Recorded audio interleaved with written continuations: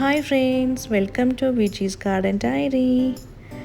நம்ம சப்ஸ்கிரைபர் ஒரு ஃப்ரெண்ட் ஒருத்தர் நம்மக்கிட்ட ஒரு கொஷின் கேட்டிருந்தாங்க. ஹாட் ரீஜன் லைக் சென்னை போல் கிளைமேட் உள்ளவங்க ஒரு பாண்டிச்சேரி போல் கிளைமேட் உள்ளவங்க மோஸ்ட்லி கோஸ்டல் ஏரியாஸ் சீ சைட்ஸில், ஏன்னா சென்னை பாண்டிச்சேரி இதெல்லாமே அந்த கோஸ்டல் ஏரியாவில் தான் அமைஞ்சிருக்கு.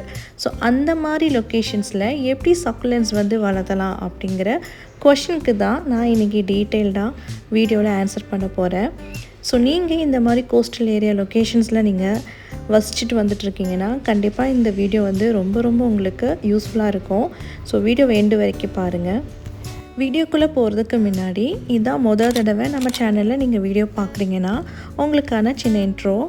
நம்ம சேனலில் மோஸ்ட்லி சக்குலன்ஸ் பற்றி எண்ட் டு எண்ட் லைக் அந்த வெரைட்டினா என்ன, அதை எப்படி கேர் பண்ணணும், எப்படி மெயின்டைன் பண்ணணும், என்னென்ன மெத்தட்ஸில் ப்ராப்பகேட் பண்ணலான்னு சொல்லி இந்த மாதிரி டீட்டெயில்டாக நான் இன்ஃபர்மேஷனை ஷேர் பண்ணி வந்துட்டுருக்கேன். At the same time desert rose, அதாவது அடீனியம் சொல்லுவாங்க, ஈவன் இதையுமே எக்ஸ்ப்ளோர் பண்ணி இது ரிலேட்டடான இன்ஃபர்மேஷன்ஸ் எல்லாத்தையுமே ஷேர் பண்ணி வந்துட்டுருக்கேன். உங்களுக்கு இந்த மாதிரி கேக்டஸ், சக்குலன்ஸ், டெசர்ட் ரோஸ் இந்த மாதிரி யூனிக்கான வெரைட்டிஸ் பிடிக்கும் அப்படின்னா கண்டிப்பாக உங்களுக்கு இந்த சேனல் ரொம்ப இன்ஃபர்மேட்டிவாக இருக்கும். ஸோ சப்ஸ்கிரைப் பண்ணிக்கோங்க, கூடவே இருக்கிற அந்த பெல் பட்டனையும் ப்ரெஸ் பண்ணிக்கோங்க. வீடியோஸ் எல்லாத்துக்குமே இம்மீடியட்டாக உங்கள் சைடில் நோட்டிஃபை ஆகும். நம்ம எல்லோரும் ஒவ்வொருத்தரும் ஒவ்வொரு லொக்கேஷன்ஸில் நம்ம இருப்போம். ஒவ்வொரு லொக்கேஷன்லேயும் இயற்கை ரீதியாக பார்த்திங்கன்னா அந்த கிளைமேட் டெம்பரேச்சர் எல்லாமே வேறுபடும். ஸோ அதுக்கேற்ற மாதிரி தான் நம்ம கேர் மெயின்டெனன்ஸ்லாம் கொடுக்கணும். ஸோ இதில் ஒருத்தர் கொஷின் கேட்டிருந்தாங்க. அவங்களோட கொஷின் ரொம்ப ரொம்ப வேல்யூடு கொஷின் தான். ஹாட் டெம்பரேச்சரில் எப்படி சக்குலன்ஸை நம்ம க்ரோ பண்ண வைக்க முடியும். அவங்க ஸ்பெசிஃபிக்கலி இந்த பாண்டிச்சேரி ஏரியாவில் தான் அவங்க கேட்டிருக்காங்க. ஸோ பாண்டிச்சேரிங்கிறது ஒரு கோஸ்டல் ஏரியா. ஸோ அந்த இடத்துல சக்குலன்ஸ் அவங்க நிறைய டைம் ட்ரை பண்ணியிருக்காங்க. பட் மோஸ்ட்லி எதுவுமே பெருசாக க்ரோ ஆகாமல் அது போயிருக்கு, ஸ்பாயில் ஆகிருக்கு. ஸோ அதுக்கான ரீசன் என்ன, எந்த மாதிரி சக்குலன்ஸ் க்ரோ பண்ணலாம் அப்படின்னு அவங்க எங்கிட்ட கேள்வி கேட்டாங்க. ஸோ இந்த மாதிரி சக்குலன்ஸை வளர்த்துறதுக்கு அவ்வளோ ஸ்ட்ரகிள்ஸ் இருக்குன்னா அந்த ஸ்ட்ரகிளிங்க்கான ரீசன் என்னன்னு சொல்லிட்டு ஃபர்ஸ்ட் நம்ம பார்க்கணும். ஜென்ரலி பிளான்ட்டுனாலே அதோட கிளைமேட்க்கு ஏற்ற மாதிரி தான் நம்ம அதுக்கு ரெக்குவயர்மெண்ட்ஸ் நம்ம கொடுக்க வேண்டியதாக இருக்குது. So first Pondicherry or Chennai இந்த மாதிரி கோஸ்டல் ரீஜனில் எந்த மாதிரி கிளைமேட் இருக்குங்கிறத பார்க்கணும். ஏன்னா கிளைமேட்டில் நமக்கு சில விஷயங்கள் ரொம்ப சேலஞ்சிங்காக இருக்குன்னா அதுக்கேற்ற மாதிரி சொல்யூஷன் நம்ம ஃபிக்ஸ் பண்ணிக்க முடியும். ஸோ பாண்டிச்சேரி பொறுத்தளவுக்கு எப்படின்னா ஹாட் ப்ளஸ் ஹியூமிட். இங்கே ஹாட் அப்படிங்கிற பேராமீட்டர் ப்ராப்ளம் இல்லை, நம்மளால் ஓவர் கம் பண்ண முடியும். பட் இன்னொரு பேராமீட்டர் ஹியூமிடிட்டி இருக்குது இல்லைங்களா, அதுதான் நமக்கு வில்லனாக இருக்குது.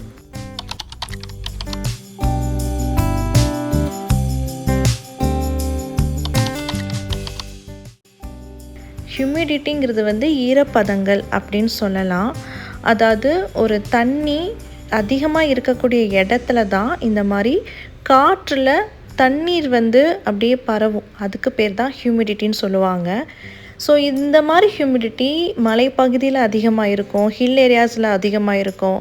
அதாவது எந்தெந்த இடத்துல தண்ணீர்கள் அதிகமாக இருக்கிறதோ அந்த இடத்துல தான் இந்த ஹியூமிடிட்டி வரும். பாண்டிச்சேரி, சென்னை இந்த மாதிரி கடல் பகுதியில் நமக்கு தண்ணீர் கடல்லையே அதிகமாக இருக்குது. ஸோ அந்த தண்ணீர் காற்று இதில் கலந்து ஆவியாக கலந்து வர்றது தான் ஹியூமிடிட்டி. இந்த ஹியூமிடிட்டி இன்டோர் பிளான்ட்ஸ்க்கு பெட்டரான ஒரு என்விரான்மெண்ட். ஆனால் சக்குலன்ஸ்க்கு இது ஏற்ற என்விரான்மெண்ட் இல்லை. ஏன்னா சக்குலன்ஸ்க்கு நமக்கு 50% ஹியூமிடிட்டி இருந்தால் போதும், வெல் அண்ட் குட். ஆனால் இந்த மாதிரி கோஸ்டல் ஏரியா லொக்கேஷன்ஸ்லலாம் 70 to 90% ஹியூமிடிட்டி இருக்குது.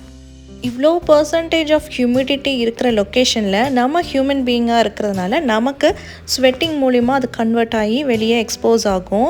வேறஸ் பிளான்ட்ஸில் அந்த லீஃப் மேலே அப்படியே டாட்டாக படிஞ்சிருக்கும். இது ஒரு சில பிளான்ட்ஸ்க்கு அப்சார்ப்ஷன்ஸ் இருந்துச்சுன்னா பெட்டர். ஆனால் நம்ம சக்குலன்ட்ஸ்க்கு இந்த வாட்டர் அப்சார்ப்ஷன் கெப்பாசிட்டி இல்லவே இல்லை. அதனால அந்த லீஃப் மேலே ரொம்ப நேரம் அந்த துளிகள் படிஞ்சிருக்கும் பொழுது ராட்டிங் இஷ்யூ ஈஸியாக அக்கர் ஆகிடுது. ஸோ இதனால தான் ஹியூமிடிட்டி அதிகமாக இருக்கக்கூடிய லொக்கேஷனில் சக்குலன்ஸ் வந்து க்ரோ ஆகிறதுக்கு ரொம்பவே ஸ்ட்ரகிள் ஆகுது. கொஞ்சம் சர்வை பண்ண வைக்கிறதுக்கு ஒரு டீடியஸான டாஸ்க்காக இருக்குது. அப்போது நான் இந்த மாதிரி லொக்கேஷனில் இருக்கிற பீப்புள்ஸ்லாம் சக்குலன்ட் கார்டன் அமைக்க முடியாதா அப்படின்னு கொஷின் கேட்டிங்கன்னா கண்டிப்பாக அமைக்க முடியும். ஒரு சில எக்ஸ்ட்ரா கேர் கொடுத்தா நம்மளாலையும் க்ரோ பண்ண முடியும். ஸோ அந்த கேர் டிப்ஸ் எல்லாத்தையுமே நான் இப்போ ஷேர் பண்ண போகிறேன். அட் த சேம் டைம் எந்த வகையான சக்குலன்ஸ் ஈஸியாக இந்த மாதிரி கிளைமேட்டுக்கு அடாப்ட் ஆகுங்கிறதையும் நான் சிலதெல்லாம் லிஸ்ட் அவுட் பண்ணுறேன். ஸோ அந்த டிப்ஸ்க்கும் அந்த பிளான்ட்ஸ் லிஸ்ட்டுக்கும் போகிறதுக்கு முன்னாடி ஒரு சின்ன பிரேக். ரீசெண்ட்லி என்கிட்ட ஒரு சிஸ்டர் வந்து அவங்களோட கார்டன் பிக்ஸை ஷேர் பண்ணாங்க. அவங்க கார்டன் பிக்ஸ் பார்க்கும் பொழுது எனக்கு ரொம்ப இன்ஸ்பயர்டாக இருந்துச்சு. அவங்க ரொம்ப அழகாக அரேஞ்ச் பண்ணி ஆர்கனைஸ் பண்ணியிருந்தாங்க. ஸோ ஒரு ஷார்ட் பிரேக்காக அவங்களோட பிக்ஸெல்லாம் நான் இப்போ காமிக்க போகிறேன். அதெல்லாம் நீங்கள் பாருங்கள். பார்த்து அவங்க எந்த அளவுக்கு அரேஞ்ச் பண்ணியிருக்காங்க, எந்த அளவுக்கு ஆர்கனைஸ் பண்ணியிருக்காங்கங்கிறத உங்கள் கமெண்ட்டில் தெரியப்படுத்துங்க.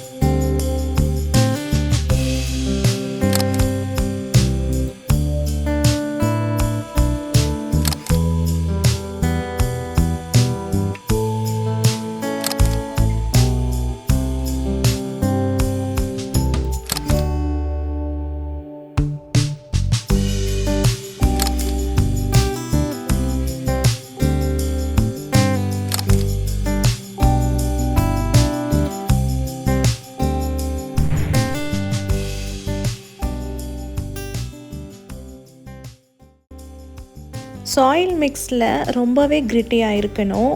நான் யூஸ் பண்ணுற ப்ரொப்போர்ஷனை காட்டிலும் நீங்கள் உங்கள் லொக்கேஷனுக்கு யூஸ் பண்ணுற சாயில் மிக்ஸ் வந்து ரொம்பவே கிரிட்டியாக இருக்கணும்.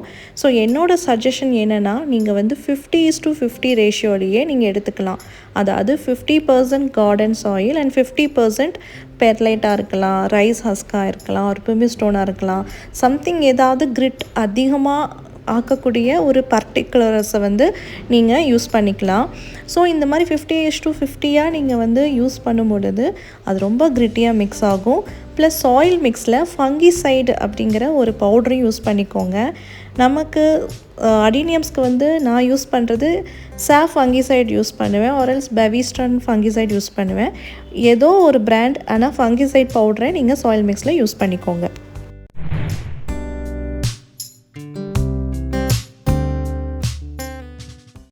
இந்த மாதிரி லொக்கேஷனில் ரொம்ப ஹாட்டாக இருக்கும். ஸோ என்னோட சஜஷன் வந்து நீங்கள் வாட்ரு கொடுக்குற டைமிங் வந்து ஈவினிங் ஆர் நைட் டைமில் நீங்கள் வாட்ரு கொடுக்கலாம்.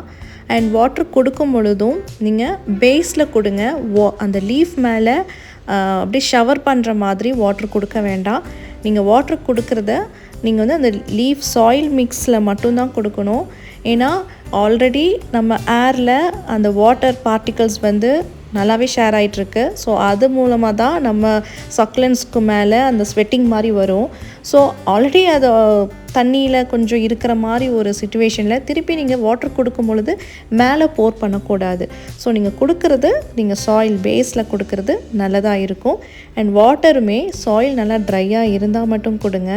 உங்களுக்கு அந்த டச் அண்ட் ஃபீல் மாதிரி நீங்கள் செக் பண்ணிவிட்டு அதுக்கப்புறமா நீங்கள் வாட்டர் கொடுக்குறது ரொம்பவே நல்லது.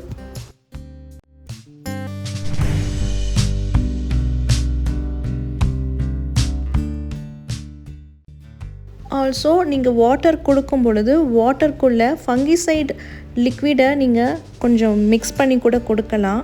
ஏன்னா இந்த மாதிரி ரீஜனில் நிறைய ராட்டிங் இருக்கிற இடமே பார்த்திங்கன்னா அந்த ஸ்டெம் ராட்டிங் தான் வருது. ஸோ நீங்கள் வாட்டர் கொடுக்கும் பொழுதெல்லாம் நீங்கள் ஃபங்கிசைட் லிக்விட் கொடுத்து மிக்ஸ் பண்ணியும் நீங்கள் வாட்டர் கொடுத்தா ரொம்பவே நல்லது.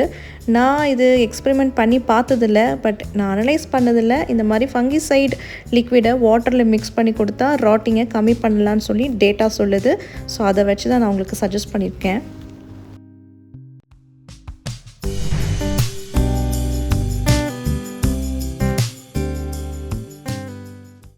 நெக்ஸ்ட் ஒரு இம்பார்ட்டண்ட் டிப் வந்து பாட் செலெக்ஷன்.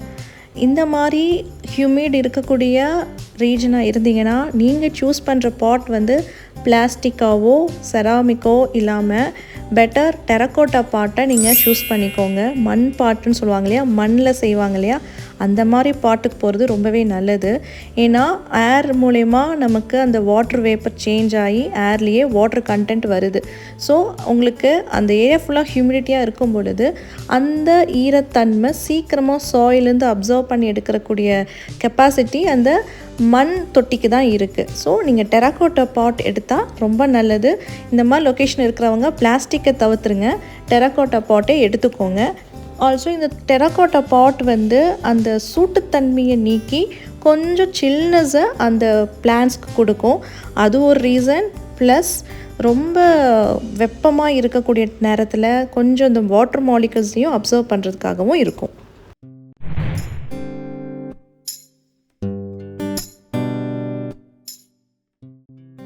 இந்த ரீஜனுக்கு ரொம்ப ஆப்டான வெரைட்டி பார்த்திங்கன்னா சீடம் வெரைட்டியே நம்ம சூஸ் பண்ணிக்கலாம்.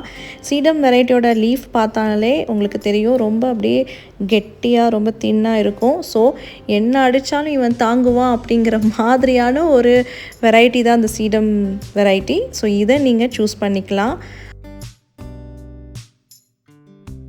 தென் கலஞ்சியோ அப்படிங்கிற வெரைட்டியுமே இந்த மாதிரி லொக்கேஷன் கிளைமேட்டுக்கு ரொம்ப அடாப்டபிளான ஒரு வெரைட்டி. ஏன்னா இதோட லீஃப்மே பார்த்திங்கன்னா ரொம்ப திக்காக இருக்கும். ஸோ கலர்ஃபுல்லாக வளர்க்கணும் அப்படின்னு நமக்கு நினைப்ப தோணும். இந்த பிளான்ட்டு கலர்ஃபுல்லாகவும் இருக்கும், ரொம்ப அப்படியே என்ஹான்ஸ்டாக ரெட்டிஷ்லாம் இந்த டிப்பில் வந்து போகும். ஸோ இந்த மாதிரி கலஞ்சியோ வெரைட்டி நிறையா இருக்குது கலஞ்சியோவில், அதெல்லாம் நீங்கள் வளர்க்கலாம். நெக்ஸ்ட்டு வந்து க்ரெசுலா வெரைட்டிஸ். க்ரெசுலாலேயே நிறைய சப் ஸ்பீஷியஸ், அதாவது சப் வெரைட்டிஸ் இருக்குது. ஒவட்டகொல்லும் இருக்குது, ஜேட் இருக்குது. இந்த மாதிரி க்ரெசுலாலேயும் நீங்கள் அடாப்டபிளான ஒரு பிளான்ட் தான், இதை கூட நீங்கள் சூஸ் பண்ணிக்கலாம்.